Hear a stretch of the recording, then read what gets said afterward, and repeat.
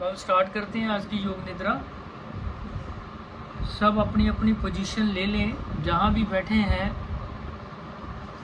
और सबसे पहले जब हम इसको शुरू करते हैं तो पिछला पार्ट थोड़ा सा रिवाइज करते हैं कि पिछले 25 श्लोकों में हमने क्या सीखा। गीता भगवान की वाणी है, पहला चैप्टर अर्जुन विषाद योग जिसमें 47 श्लोक हैं। अभी 25 श्लोक हम 3-4 सेशन में इसको ले चुके हैं। डेली 5, हर सेशन में 5 से 6 श्लोक लेते हैं। हमें क्या सीखा गीता से अभी तक? पहला न्याय कि जैसे आपने देखा धृतराष्ट्र अंधा दिखाया, करेक्टर अंधा है, बुद्धि भी अंधी है, भगवान के साथ लड़ाई करने जा रहे हैं। बच्चों को समझाना नहीं कि भाई ये सामने जहाँ भगवान खड़े हैं उनकी बराबरी कोई नहीं कर सकता, लेकिन मोहवश अंधा है कि मेरा बेटा जीत जाएगा क्योंकि मैं है, मोह है, उसमें लगता ही है कि मेरी औलाद ठीक है, सामने वाले की औलाद गलत है तो मेरी नहीं हो सकती।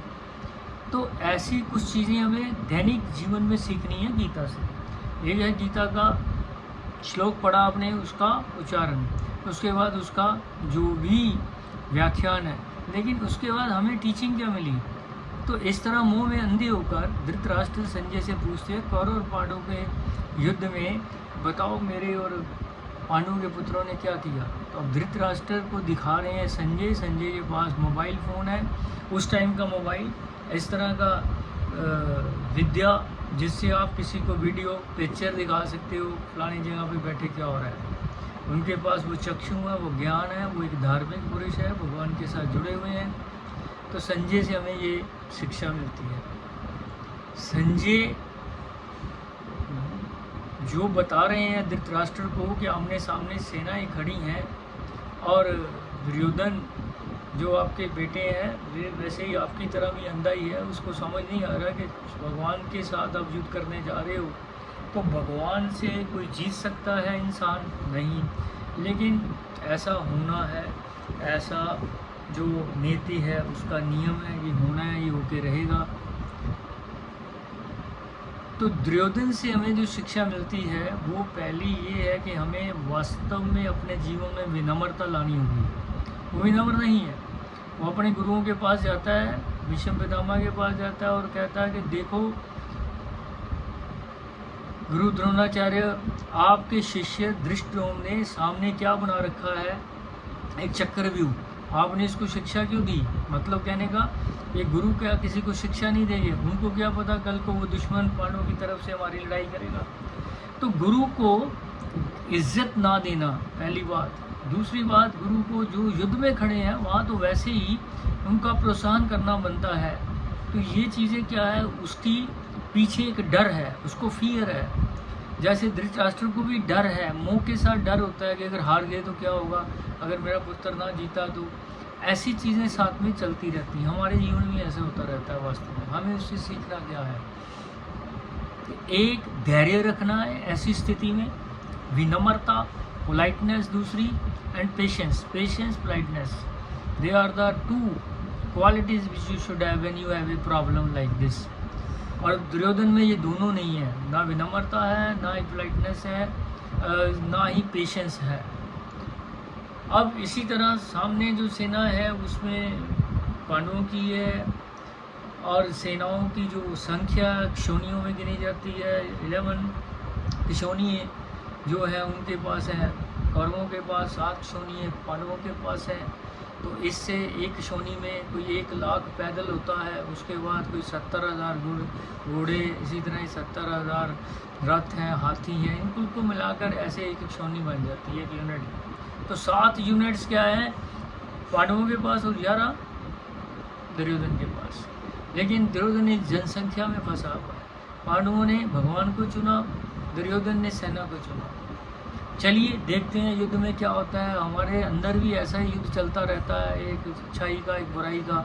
तो कहते हैं जब युद्ध शुरू होता है तो उससे पहले शंख बजाए जाते हैं ताकि अपने आप को प्रोत्साहित करने के लिए, अपनी सेना को और दूसरों को जो सामने दुश्मन है उसको वार्निंग देने के लिए भी तैयार हो। युद्ध के कुछ नियम होते हैं, उनको फॉलो किया जा रहा है। लेकिन इस युद्ध से हमें क्या सीखना है? हमें 2 चीज़ें सीखनी है कि ये जो युद्ध बाहर हो रहा है आज हमारे अंदर भी ऐसा युग चलता है, अच्छाई और बुराई के बीच।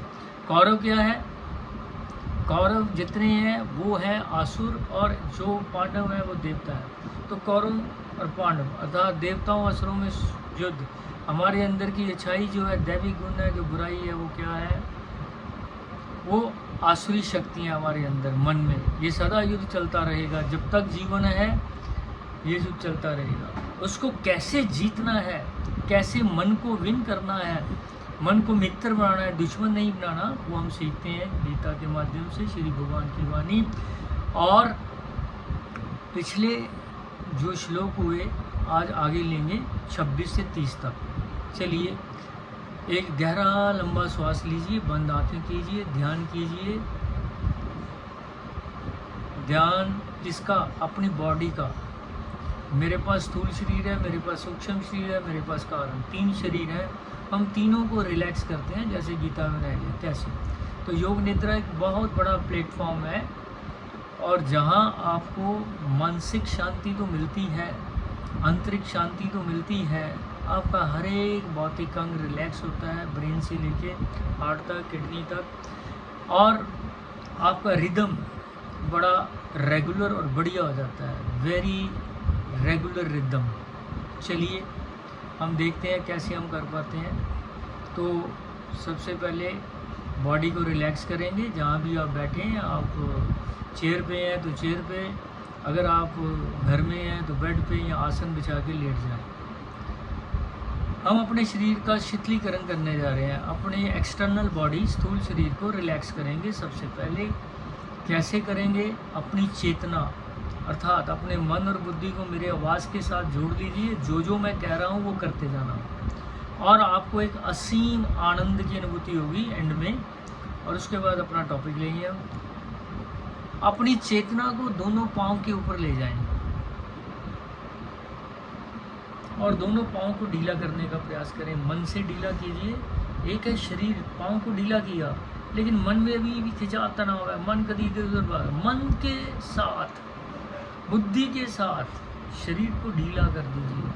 दोनों पाँव रिलैक्स कीजिए, दोनों एंकल जॉइंट्स, दोनों पिंडलियाँ, दोनों नी जॉइंट्स, दोनों थाई जॉइंट्स, और उसके बाद दोनों हिप जॉइंट्स, सैक्रोलियक जॉइंट्स। ये आपका दोनों लेग्स का शीतलीकरण है, ढीलापन लाना, उसमें रिलैक्स लाना, स्टेट ऑफ कंप्लीट रिलैक्सेशन, तनाव मुक्त अवस्था। जब तक हम ये पैदा नहीं करेंगे तब तक ये काम नहीं चलेगा। इससे बॉडी डिटॉक्स होता है, रिलैक्स होता है। ये प्रूव भी हो चुका है। ऑल इंडिया इंस्टीट्यूट जो टीम ने वर्क किया, एक वीडियो डाला गया था आपको दिखाने के लिए। तो देखिए कैसे बॉडी को योग निद्रा रिलैक्स कर रही है। अभी ये चेतना दोनों पाँव के ऊपर चल रही है। पाँव से धीरे धीरे ऊपर लाइए, ankle joint, legs, knee joint, thighs, hip joint, और ऊपर ऊपर ऊपर सैक्रोलिक जॉइंट, जहाँ तक आपका पेल्विस वाला जोड़ है, रीढ़ के साथ जुड़ता है, इसको सैक्रोलिक जॉइंट कहते हैं। अब अपनी चेतना को दोनों हाथों के ऊपर ले जाएं और रिलैक्स करें अपने आप को। दोनों हथेलियों को देखना, पांचों उंगलियों को ढीला छोड़ देना।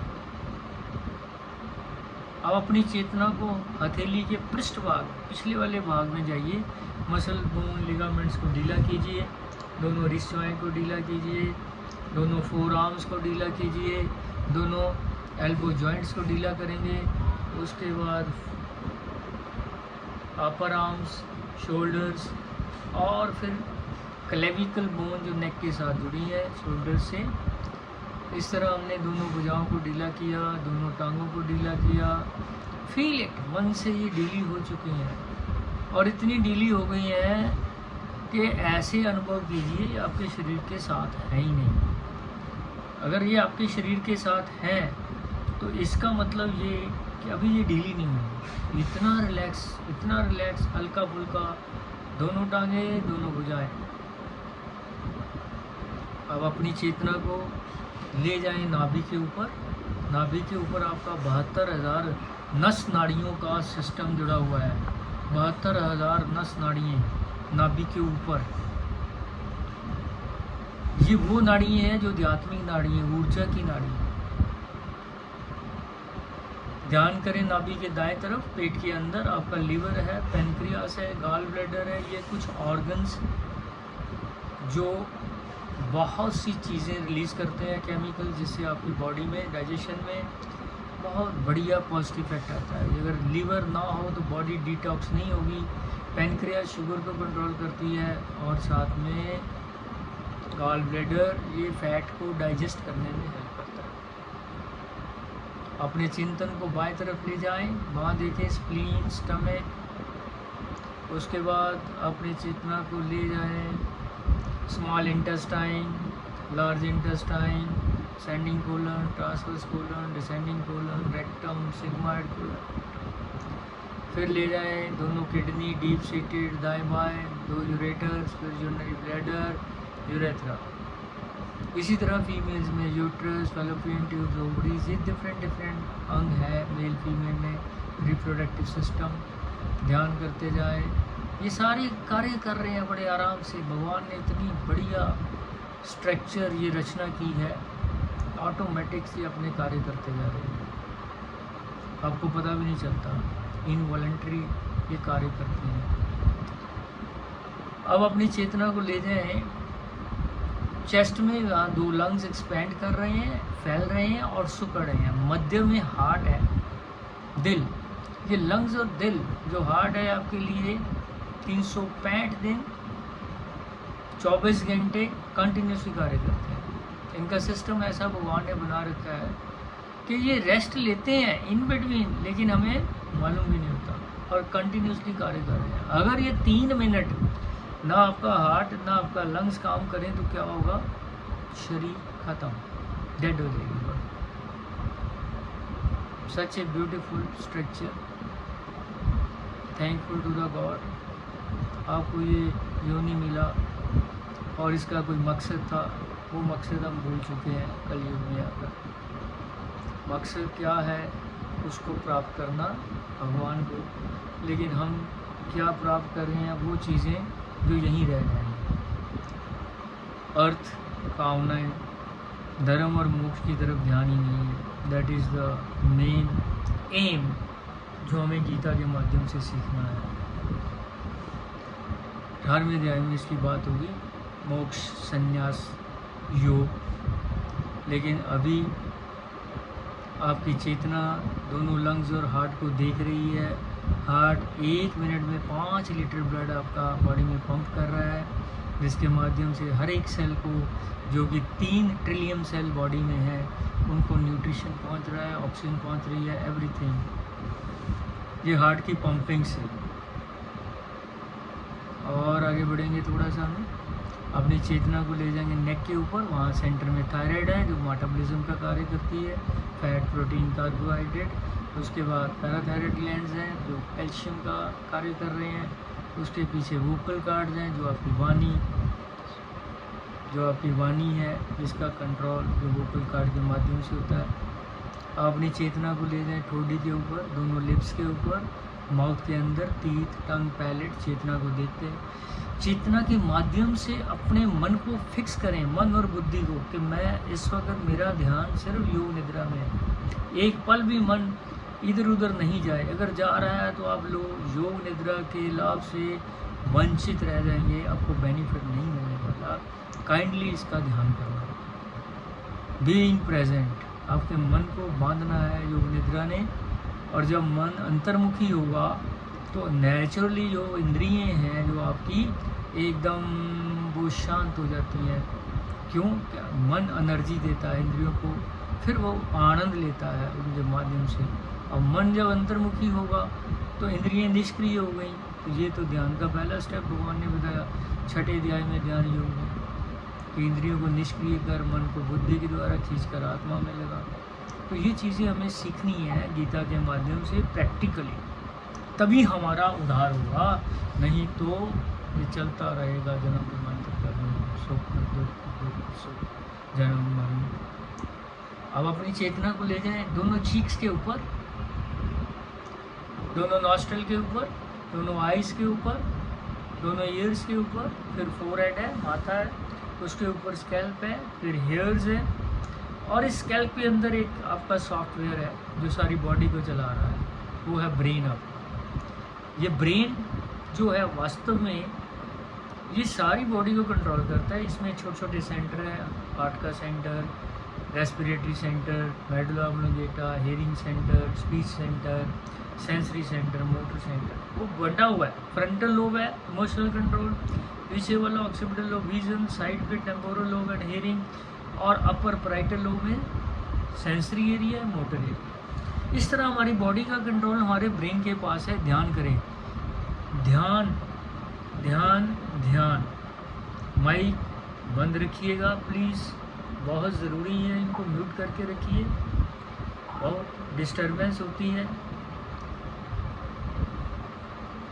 शांत शांत। अपनी चेतना को ले जाए खोपड़ी के पिछले भाग या 7 मनके हैं सर्वाइकल नेक के, 12 थोरेसिक, उसके नीचे 5 लंबर, 5 सेक्टरल, 1 कॉक्सिल। 31 मनकों को देखें ऊपर से नीचे, बीच में गद्दियाँ हैं, डिस्क हैं, शॉक अब्जॉर्बर्स हैं। दाएं बाएं रीढ़ के क्या है, 31 मनके, 31 स्पाइनल नर्व्स दाएं तरफ, 31 स्पाइनल नर्व बाएं तरफ। ये नर्व्स क्या करती हैं आपको, लोकोमोटर सिस्टम जो आपका है, इनके माध्यम से सारा कार्य होता है। अब बैक का अपर पार्ट देखिए, इसको रिलैक्स करें, बैक का लोअर पार्ट देखिए, इसको रिलैक्स करें। ये था आपका स्थूल शरीर जो कि 5 तत्वों से बना हुआ है, पृथ्वी, जल, अग्नि, वायु, आकाश। ये 5 तत्व स्थूल शरीर में है, और ये स्थूल शरीर अंत में यहीं रह जाएगा। 5 तत्व 5 तत्वों में मिल जाएंगे, और मन, चित्त, बुद्धि एक नया शरीर आत्मा के साथ लेंगे। इसको कहते हैं रीइंकारनेशन। आपका फिर जन्म होगा अगर हम अपना उद्देश्य जीवन का ना प्राप्त कर सके तो। क्या उद्देश्य है, मोक्ष, जन्म मरण के चक्कर से मुक्त होना, बहुत बड़ा लक्ष्य है। हज़ारों जन्म लग जाते हैं, लेकिन अगर प्रभु की कृपा हो और आपका निरंतर ध्यान बना रहे तो ये इस जन्म में भी प्राप्त हो सकता है। चलिए अब हम अपने सूक्ष्म शरीर को देखते हैं। ये एक शरीर है जो इसके अंदर है, वो हमें नज़र नहीं आता क्योंकि अति सूक्ष्म है, इसलिए इन चक्षुओं से देखा नहीं जा सकता।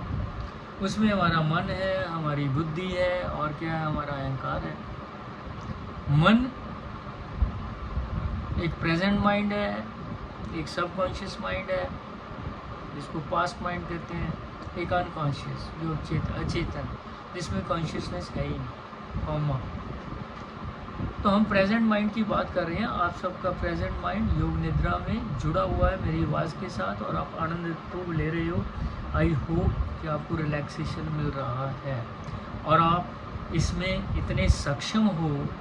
अब तक 1450 सेशन लगभग होने वाले हमारे, तो आपको इतना समझ आ चुका है, जो लोग पुराने जुड़े हुए हमारे साथ, कि इसमें क्या मिलता है। रिलैक्सेशन रिलैक्सेशन रिलैक्सेशन स्थूल शरीर का, और मन आपका मेरी आवाज़ के साथ पूर्ण प्रेजेंट स्थिति में है। एक पल भी भविष्य में या पास्ट में ना आ जाए, इसको खींच के प्रेजेंट में रखिए और मेरी आवाज़ के साथ चलते जाइए। पूर्ण आनंद मिलेगा आपको, ब्लिस मिलेगा, पीस मिलेगी, शांति मिलेगी। कंडीशन एक ही है, एक पल भी मन आपका ना जाए, मेरी आवाज़ के साथ जुड़ा रहे, और आपको नींद नहीं आनी चाहिए। कई लोग सो जाते हैं, दोपहर का टाइम है, खाना खाया, रिलैक्सेशन मिली, नींद आ गई। आलस्य, भगवान कहते हैं आलस्य क्या है, ये तमोगुण है। तो तमोगुण जब होता है तो वो हमें भगवान के पास नहीं लेके जाता, दूर ले जाता है। आलस्य नहीं करना, इसको सुनिए, आनंद लीजिए, सजगता रखें। अब मैं अपने ध्यान को मन से, जो आपका मन था, अब सबकॉन्शियस माइंड चित्त में लेके जा रहा हूँ। जो मैंने बातें कही वो सब बातें धीरे धीरे कल आपके सबकॉन्शियस माइंड में चली जाएंगी अगर आप ध्यान से सुन रहे हो। और तीसरा है इसमें अहंकार, ईगो। अगर थोड़ी सी भी ईगो इस वक्त आपके मन में है कि यहाँ मैं तो खुद योग निद्रा कराता हूँ, मुझे तो इतने सेशन हो गए देखते सुनते, अब ये क्या है, नहीं कुछ ही, ये अहम है। इसको खाली करके बैठना, फिर अंदर बहुत कुछ आएगा। अगर ये भरा हुआ है ना ऑलरेडी, तो कोई ज्ञान व्यान नहीं आने वाला है इसमें। तो खाली यस आप कराते हो, लेकिन अब आनंद हो कि वाकई रियली ये आनंद आता है जब हम कराते हैं लोगों को। Feel your self bliss. उसके बाद देखें आप मन से चित्त में चले गए, चित्त से फिर बुद्धि। बुद्धि कह रही है कि रियली ये बहुत बड़ी क्रिया है और मुझे इसको रोज़ करना चाहिए, अपने आप को विकसित करना है, आपके सब कार्य अच्छे हों, मन और बुद्धि एकाग्र करना आ जाए आपको। यही सबसे बड़ी कंसंट्रेशन है जिसको हम कहते हैं ध्यान। धीरे धीरे अपनी चेतना को आप उस पार्ट में ले जाइए। अहंकार अगर आपके अंदर है, ईगो है, तो उसको आप समर्पण से ख़त्म कर सकते हैं। तो योग निद्रा में बैठे हो तो टोटल समर्पण योग निद्रा को दो, मन और बुद्धि टोटल इसमें एकाग्र करो, ये एम होना चाहिए। और आगे बढ़ते हैं, देखते हैं धीरे धीरे। अब हम स्थूल शरीर से सूक्ष्म में एंटर करके सूक्ष्म का चिंतन किया, मन चित्त बुद्धि अहंकार, और उसके बाद अब आप एंटर किए थर्ड शरीर आत्मा में। कहाँ है ये? इसके 3 स्थान है बड़े।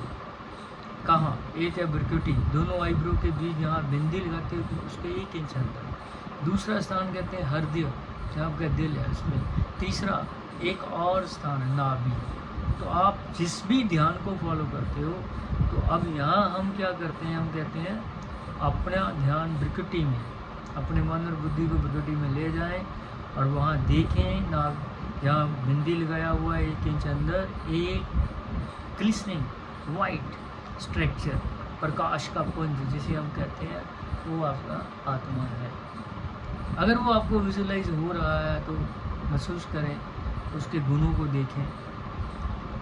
इसमें क्या है? पवित्रता है, ये अजर अमर अविनाशी है, ये मृत्यु के बाद भी रहेगा, ये शरीर बदलता रहता है, और यही शुद्ध सनातन है। गीता में कहा गया सनातन कोई धर्म नहीं उन्होंने बताया था, ये तो बाद में कृतियाँ आती रहती चीज़ों में। सनातन क्या है? शुद्ध भगवान इसको कह रहे हैं, वो अजर अमर अविनाशी आत्मा है। इसका हम ध्यान कर रहे हैं। वाइट लाइट है, प्रकाश का पुंज है। इसमें क्या है? इसके गुण क्या है? ये पवित्र है, प्योरिटी है, इसमें शक्ति है, पावर है, पीस है, लव है, प्रेम है, नॉलेज है, ईश्वरीय ज्ञान है। So purity, power, peace, love, knowledge, bless and happiness, आनंद और खुशी, ये सब इसके गुण। इन गुणों को चिंतन करें। और भगवान यही कह रहे हैं बार बार कि भाई आप अर्जुन ये शरीर नहीं, एक आत्मा हो, और आत्मा को कोई मार नहीं सकता। और आप व्यर्थ में शोक कर रहे हो, विषाद कर रहे हो कि मेरे चाचे नाते मामे फूफे पितामह गुरुजन सब मैं या तो मर गए तो मुझे पाप लगेगा। ऐसा कुछ नहीं है। तो ये जो ज्ञान है अर्जुन को दिया गया कुरुक्षेत्र, वहाँ एक पेड़ है, बोर्ड है, जिसको ज्योति सार कहते हैं, उसके नीचे ये ज्ञान। वास्तव में अर्जुन पहले ही ज्ञानी है, लेकिन जब दुविधा आती है, जैसे हम भी आए, तो हम उसमें परेशान हो जाते हैं, क्या करें, किधर जाएं। लेकिन उसको तो परमपिता परमात्मा मिले हैं रास्ता दिखाने के लिए, उनके गुरु के रूप में। लेकिन हमें भी कोई ऐसा न ऐसा गुरु मिल जाता है, अगर हम भगवान की शरण में हैं, चिंतन करते हैं, तो रास्ता दे देते हैं। इससे कोई बात नहीं। विश्वास होना चाहिए, श्रद्धा होनी चाहिए, प्रेम होना चाहिए। ये पिलर हैं जिनके अंदर ये गुण हैं, क्वालिटीज़ हैं, निरंतर चिंतन चलता है जिनका, उनको ये अनुभव होते रहते हैं। आगे बढ़ते हैं हम।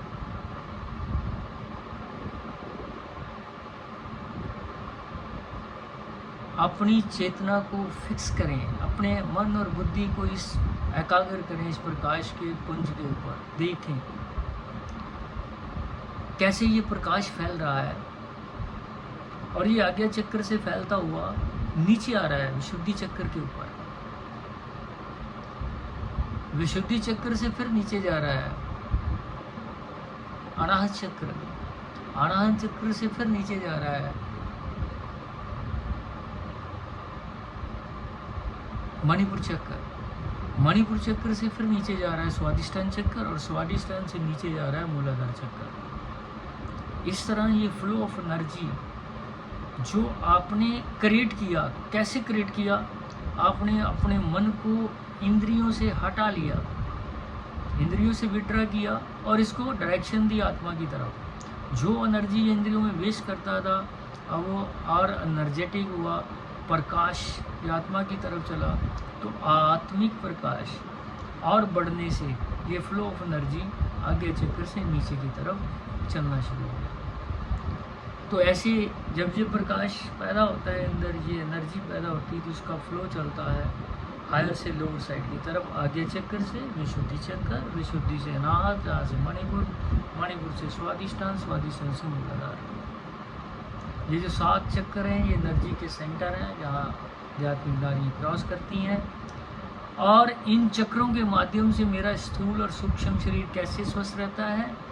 जो मेरा आज्ञा चक्कर है वो 5 भौतिक चक्रों को कंट्रोल करता है, और सारा सिस्टम आज्ञा चक्कर में, ये मास्टर चक्कर, इसके नीचे क्या चलता है आपके विशुद्धि चक्कर, और ये किसको कंट्रोल कर रहा है, आपके thyroid, ENT system, ear nose throat, और इसके नीचे हार्ट चक्कर, ये आपके लंग्स और हार्ट को कंट्रोल कर रहा है। और उसके बाद एक और स्थिति आपकी बनी हुई है कि यहाँ से जब फ्लो नीचे जाता है तो मणिपुर चक्कर आता है जो नाभि डाइजेशन के लिए, आपकी डाइजेस्टिव सिस्टम को स्ट्रॉन्ग, और नीचे Swadhisthana circulatory and reproductive system को स्ट्रॉन्ग कर रहा है। उसके नीचे एक्सक्रीटरी सिस्टम, मूलाधार चक्कर और मस्कुलोस्केलेटल सिस्टम। इस तरह हमारे सारे सिस्टम इस ऊर्जा से आनंदित हो रहे हैं, ओतप्रोत हो रहे हैं, स्थूल शरीर, सूक्ष्म शरीर, कारण शरीर के माध्यम से। सिर्फ मन को उठाया अपने संसार से, उसको अंतर्मुख किया, कुछ भी नहीं किया। आप एक गहरे ध्यान में हो, बहुत बड़ी आनंद में हो। अब यहीं से हम आज का जो हमारा टॉपिक है शुरू करते हैं। अध्याय पहला, अर्जुन विषाद योग। अर्जुन विषाद योग में 26वां श्लोक क्या है वो मैं अब बताने जा रहा हूँ आपको। श्लोक 26,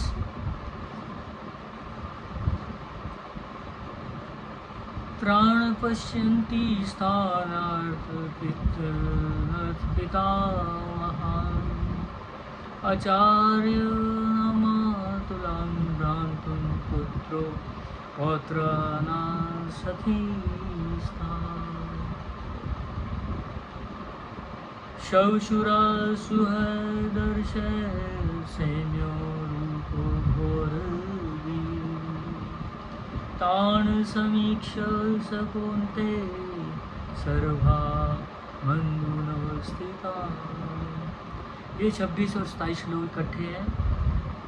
इसके नीचे भगवान कह रहे हैं, कृपा प्रविष्टो विशन्देत भगवद्गीता।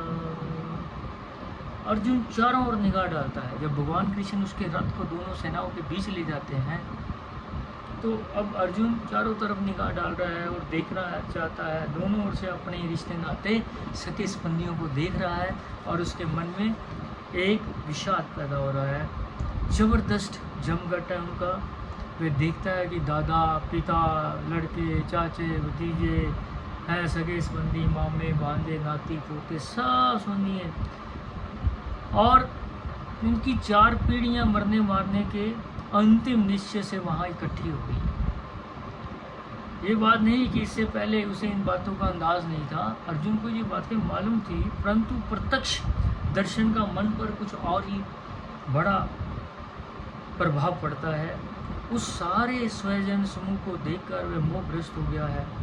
उसके हृदय में उथल पुथल मच गई और उसे बहुत बुरा लगता है। आज तक उसने अनेक युद्धों में असंख्य वीरों का संहार किया था। उस समय उसे बुरा नहीं लगा, उसका गंडीव हाथ से छूट जाता है। उस समय उसका गंडीव हाथ से नहीं छूटा था इससे पहले, और शरीर में कभी कंपन भी नहीं था, उनकी आंखें गीली भी नहीं हुई थी। तो फिर इस समय ऐसा क्यों हो रहा है? क्या अशोक की तरह उसके मन में अहिंसा वृत्ति का उद्योग हुआ है? क्या शंकराचार्य महाराज की तरह उसकी आत्मा में ब्रह्म ज्ञान का उदय हो गया है और संसार उसे भ्रमात्मक दृष्टिगोचर होने लगा है? क्या शुकदेव की तरह उसके हृदय में वैराग्य का उदय हुआ है? जो श्री कृष्ण भगवान से कहने जा रहा है, इस रक्त रंजित क्षात्र धर्म से संन्यास ही अच्छा है, क्या ये उसकी साधारण वृत्ति है? कदापि नहीं। इस समय भी यदि गुरु, बंधु और आपदजनों का मोह बाधक ना होता तो शत्रुओं के मुंड गेंद की तरह फौरन उड़ा दिए जाते। ये तो केवल स्व जना शक्ति ही है जो कर्म में बाधक हो रही है। इसलिए किंतु पुत्र का स्वाभाविक धैर्य नष्ट हो रहा है और उसका अंतकरण द्रवित हो गया है। कर्मा जनित कार्यता के स्पर्श से द्रवित होकर खेद युक्त वाणी से अर्जुन भगवान कृष्ण से कहता है, दृष्टमेवं स्वजं कृशं युतजुषं समुपस्थितं सीदनं मम गात्राणि मुखं च करिष्यन्ति वे पीयूष शरीर में नो रोमहर्ष जाति गांडीव सहस्त्रशते हस्तादोच परिग्रहते नाच शक्तो व्यस्तां भ्रमतीव च मे मन। हे कृष्ण, आनंद प्रभु, जीवन आधार, सत्य प्रकाश पुंज, युद्ध क्षेत्र में डटे हुए युद्ध के विलासी इस स्वयं समुदाय को देखकर मेरे अंग शिथिल हो जा रहे हैं। क्या ये सारे सके संबंधी तथा आत्मीय स्वजन जो इस समय मेरी आंखों के सामने है, मौत के मुंह में ना चले जाएंगे? इस महायुग का परिणाम सोचकर मेरी अपनी ही शुद्ध बुद्ध भूली जा रही है, मन और बुद्धि चकराने लगा है। देखिए, मेरा शरीर थर थर कांपने लगा है और मुंह सूखने लगा है। मेरे अंतकरण में अत्यंत व्यथा हो रही है। हाथ से गंडी धनुष गिर रहा है और त्वचा भी बहुत जल रही है तथा मेरा मन भ्रमित सा हो रहा है।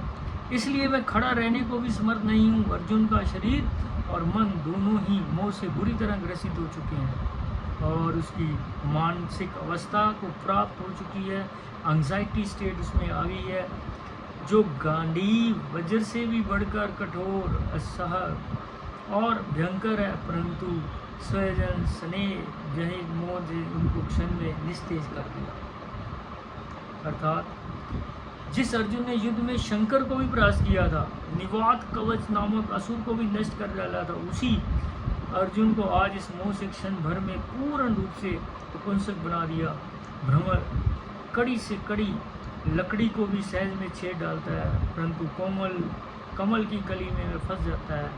फिर चाहे उसके प्राण निकलने की नौबत क्यों ना आ जाए, पर वह उस कमल के फूल की पंखुड़ियों को नहीं बेच सकता। ठीक उसी प्रकार मोह वृत्ति की कोमलता में अर्जुन अपने कर्तव्य कर्म से च्युत हो चुका है। अर्थात अर्जुन डाउट में आ गया है, उसके अंदर करुणा जा गई है अपने रिश्तेदारों को देखकर। और ये जो करुणा है, ये अटैचमेंट है, ये आदमी को निर्बल बना देती है। मोह अब वो स्थिति में है कि युद्ध करूं या ना करूं तो अपने जन मरेंगे, और अगर मैं जीत भी गया तो इसका मुझे क्या लाभ मिलने वाला है। जो भी मेरे पास आना था सुख, ये अगर सब रिश्तेदारों में बैठ के एंजॉय किया जा सकता है, अलग से नहीं, जब वो रहेंगे नहीं दुनिया में तो ये मेरे लिए व्यर्थ है। इस करुणा को देखते हुए अब आगे सुनिए